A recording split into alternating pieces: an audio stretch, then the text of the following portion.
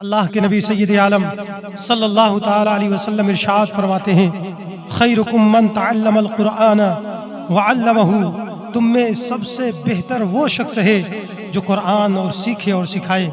عزیزان ملت اسلامیہ، الحمد سے لے کر والناس تک قرآن کا کوئی بھی ایسا لفظ نہیں ہے جس میں فصاحت و بلاغت کی چاشنی نہ ہو، جس میں اسلوب بیان کی نورانیت نہ ہو۔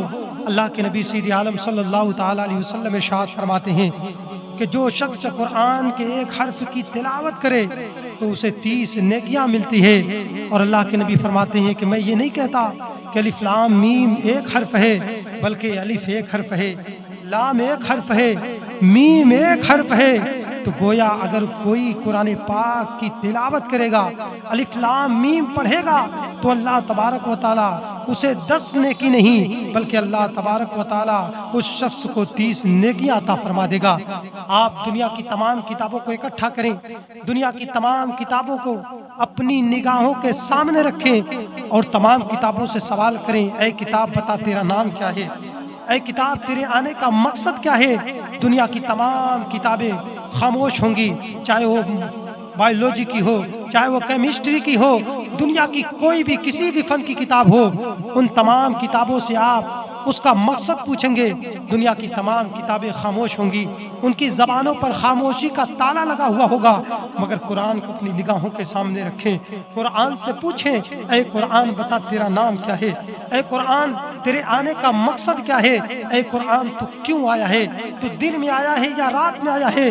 تو قرآن ہر ایک کا جواب دیتا ہوا نظر آتا ہے۔ آئیے قرآن سے پوچھتے ہیں، اے قرآن بتا تیرا نام کیا ہے؟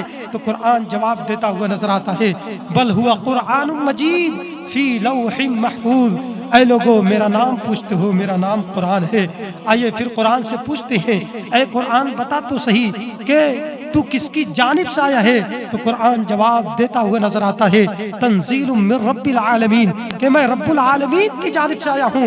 پھر قرآن سے پوچھتے ہیں، اے قرآن بتا تو کس کے پاس آیا ہے؟ تو قرآن جواب دیتا ہوا نظر آتا ہے، نزل علی محمد، میں نبی آخر الزمان صلی اللہ تعالی علیہ وسلم پر نازل کیا گیا ہوں۔ پھر قرآن سے پوچھتے ہیں، اے قرآن تو بتا تو صحیح کہ تو کس مقصد کے لیے آیا ہے؟ تیرے آنے کا مقصد کیا ہے؟ تیرے آنے کا سبب کیا ہے؟ تو قرآن کہتا ہے، ہدی للناس، مجھے لوگوں کی ہدایت کے لیے نازل کیا گیا ہے، میں لوگوں کو ہدایت دینے کے لیے آیا ہوں۔ پھر قرآن سے پوچھتے ہیں، اے قرآن تو کس مہینے میں آیا ہے؟ تو رمضان میں آیا ہے؟ تو رجب میں آیا ہے؟ تو شعبان میں آیا ہے؟ کون سے مہینے میں آیا ہے؟ تو قرآن جواب دیتا ہوا نظر آتا ہے، شہر رمضان الذی انزل فیہ القرآن۔ اے لوگو میرا جواب سنو، مجھے رمضان المبارک کے مقدس مہینے میں نازل کیا گیا ہے، میں رمضان المبارک کے مقدس مہینے میں آیا ہوں۔ پھر قرآن سے پوچھتے ہیں، اے قرآن تو دن میں آیا ہے یا رات میں آیا ہے؟ اور اگر رات میں آیا ہے تو اس رات کا نام کیا ہے؟ تو قرآن جواب دیتا ہوا نظر آتا ہے، انا انزلناہ فی لیلۃ القدر، کہ میں شب قدر میں آیا ہوں، مجھے دن میں نہیں نازل کیا گیا بلکہ مجھے رات میں نازل کیا گیا، اور وہ بھی ایسی مقدس رات ہے جس کو ساری دنیا شب قدر اور لیلۃ القدر کے نام سے یاد کیا کرتی ہے۔ اللہ کے نبی سید عالم صلی اللہ علیہ وسلم کے مقدس دیوانوں، یہ قرآن اللہ رب العزت کا وہ مقدس کلام ہے کہ پوری دنیا کو، پوری کائنات کو چیلنج کیا گیا، مگر کسی کے اندر یہ طاقت و قوت نہ تھی کہ وہ قرآن جیسا ایک لفظ لا سکے، مگر ہم نے قرآن کے دامن کو چھوڑ دیا، قرآن کی تلاوت کرنا چھوڑ دیا۔